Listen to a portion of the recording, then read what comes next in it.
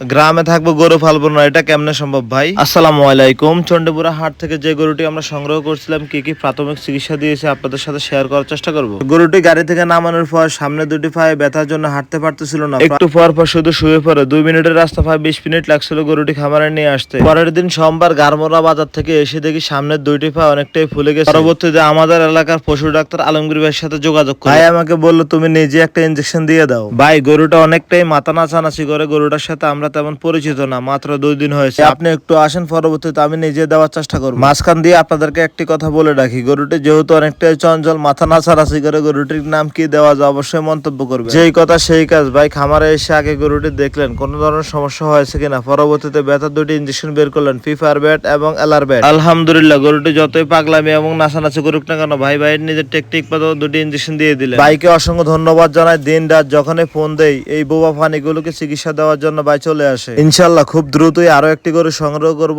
একই সাথে 2টি গরুকে কৃমিনাশক করাবো, আপনাদেরকে আপডেট দেওয়ার চেষ্টা করবো। সকালে ভালো থাকবে, সুস্থ থাকবেন। আসসালামু আলাইকুম।